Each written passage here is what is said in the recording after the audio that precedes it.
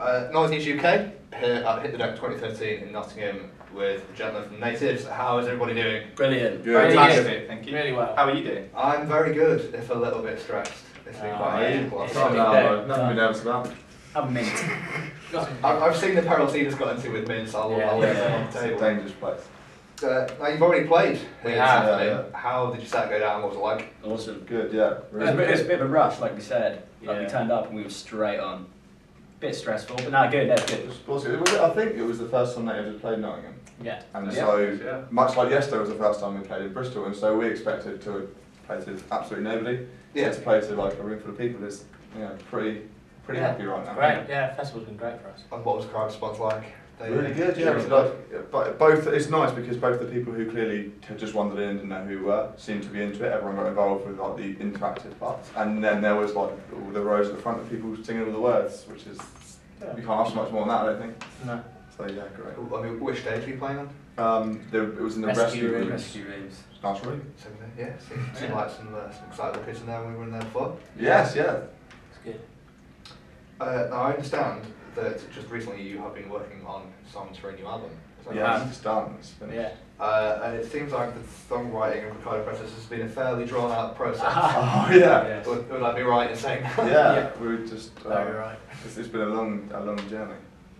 Which, if my facts are correct, started in California. Right, we were just talking about this, it started in the New Forest, as in we started writing there, then we had some demos, and then somehow we ended up in LA and California, in Tommy Lee's house, which was crazy, and then we came back.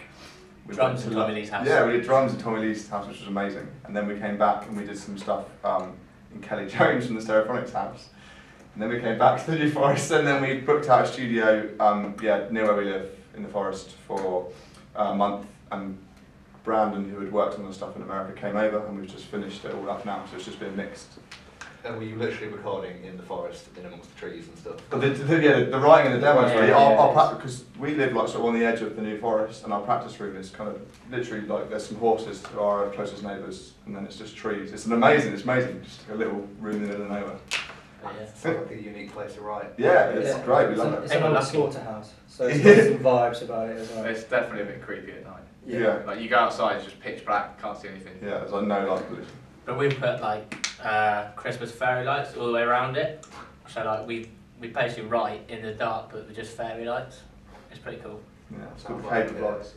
a good team building. Oh yeah. Oh yeah. That's cool. Yeah. Really good. Getting cozy with the fairy lights and trees. We did have like an Xbox in the TV that kind of distracted us too much, so yeah, got rid of that. Probably for the best. Yeah. Now, I understand you've got a new EP coming before the album. Yeah, so that's coming out June 2nd. Yeah.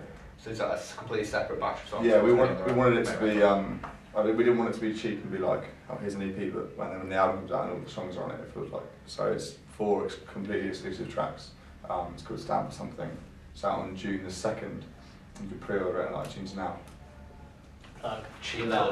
That's what Yes. we like. Shameless. And the video's out now on YouTube, so if people want to listen to the song, try before you buy it. Yeah. I was watching the video yesterday. It's quite a cool vibe, nice, meaningful little video. Whose idea was that with the messages on the piece of paper? It's kind of ours. We Yeah. kind of we try to get involved in everything. Like we kind of help. Same with recording. We want to get involved in the production, and it's the same with the videos. We've always been like had an idea, and then brought our friend Duncan Hauser, who's a very talented videographer or whatever they're called these days, and got him on board, and we sort of explained our idea to him, and he made it happen. Yeah, and it turned out really well because we didn't. It was as simple as just because we were on a very small budget, so it was as simple as just putting it out on the internet. Who wants to be in our video? And asking people just a simple question, what do you want? And people came out with these. It came out really sort of deep and meaningful, and it was all real. People write better stuff than we thought they would write. Like more honest.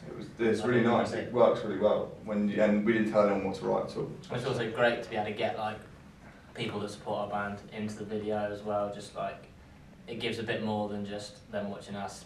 I don't know, chasing girls around. We try to have sort of a big community vibe, don't we, with like the fan base. Call it the tribe. It's just this big group. They're a bigger part of the band as us, like they are, and so this was a really nice way to sort of get everyone involved. That's cool. I mean, we're not tempted to dive in yourselves with some messages. Also, too much pressure to match. Well, the last 5 clips of the video are Hanson Devils, so we are kind of in there amidst the rest, yeah. That's cool. What can people expect from the album when it eventually drops later this summer? I think if you've heard our band before, it kind of sounds like just a better version in every way of the band. Anything that we've hinted at before is maybe much more exaggerated. We've kind of gone a bit further afield in every sort of direction that the band has, I'd say. Definitely explored everything that we wanted to explore. Yeah, we get everything from like banjo to vocoder on it, like there's some stuff in it. But it still sounds like us, it doesn't sound like a country album, it certainly doesn't sound like Daft Punk. And if you haven't heard of us, I guess it's just like, just like a pop. Great music. Yeah. Yeah. It's modest. We're trying to coin the term, we've been saying this in every interview, but we're trying to coin the term pop and roll as our genre. So it's got like a mix between rock and roll and pop. Yeah, it's pretty simple, it's going to catch on. I read that quite a few different people were involved with the different bits of songwriting. What did having so many different people involved in the creative process bring to the record? It like honed I think it brought out things in us that we didn't know like we had in us. Example, like this last session which we just did when we were finishing it up, I think Brandon, who we were working with, really like helped us get the best lyrics out of us that we could. We talked about this. It's not a concept album by any means, but we have definitely an overarching like story that goes across the album. And it's also good to have like the 6th member there just to tell you when something's rubbish, or they're like you just come up with something better. Just like if you self-produce and stuff, you can fall into the trap of like just going along, plodding along, like we'll put this bit there, but if you've got someone who's not in the band, like sort of overseeing. They can be really honest, like brutally honest with you. Could say that's shit. It's hard to be like honest. You can't be really subjective about your own art or whatever, I guess, because you put it's difficult to like judge yourself, isn't it? So just having someone else there really like does help. It's just sort of like a filter, isn't it? Mm. And you mentioned the album having a story arc.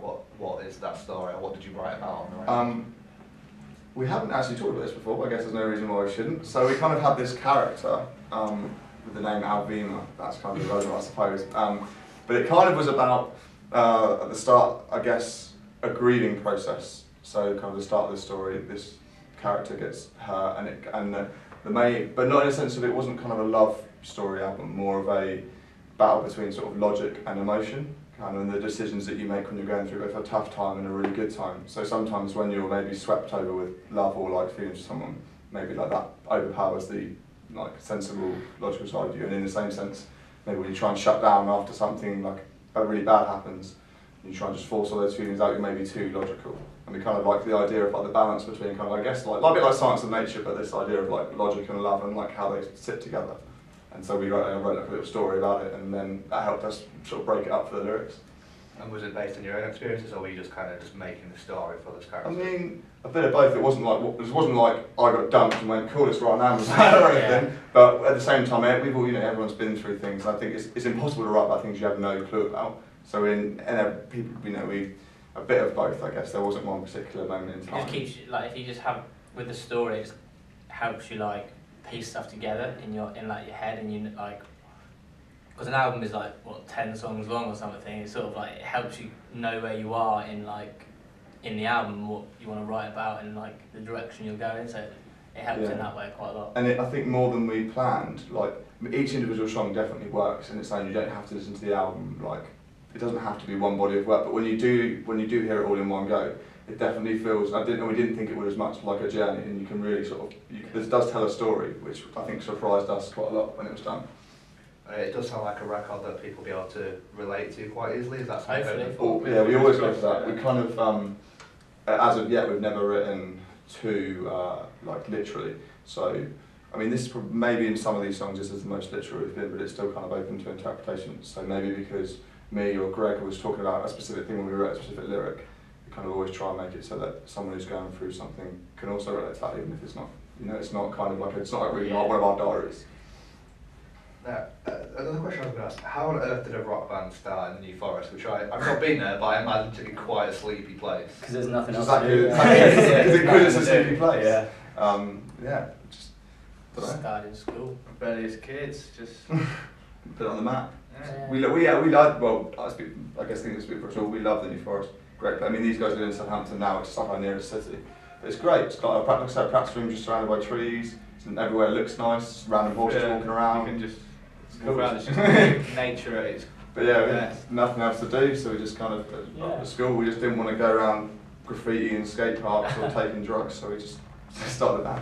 And how easy was it to get gigs? We having to travel quite long distances just to No, play because that's what's great about, that's another thing that's great about the forest. Like, we're literally, like, from my house, you walk for 5 minutes and you're in the middle of, like, the trees, but get in the car for 15 minutes and you're in Southampton city centre. Yeah. So it's like the best way for us. So we just Started started in playing, Southampton, that was like the joiners. joiners helped us out a bunch in our old band, and we just built that up and then kind of just It is one of those things for tour though that you can't really start a tour in Glasgow because it's so far away. Like Southampton is just far from everywhere. So we had a lot of when we sort of started out, like before we started this band, we did a lot of tours, sleeping in a van because it's not like if you live in the Midlands, you can go home every night, can't you? When you live on literally the south coast, everywhere's far away.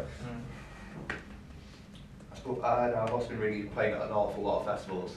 Yeah. An awful lot. Yes. Excited about Yeah, definitely, because we didn't really expect it, did we? Like we said to I said to our agent we'd like to do as much stuff as possible, but we kind of thought because this album isn't out yet, you know, we're a very new band, we've got a few songs you can hear, but we're not really like out there that much. So we're loving it that like festival bookers have like wanted to have us on the bill, and it's a great way to. Maybe we can come back next year. Yeah, when we've got an album to push and stuff, so we love it, and we love supporting bands because of the challenge of playing to people who don't know you and winning them over.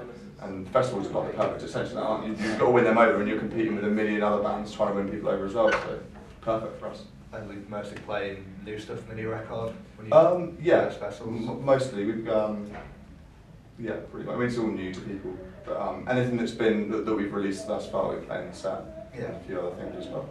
And is it good to be able to kind of try out those new songs in front of crowds that wouldn't necessarily know you anyway?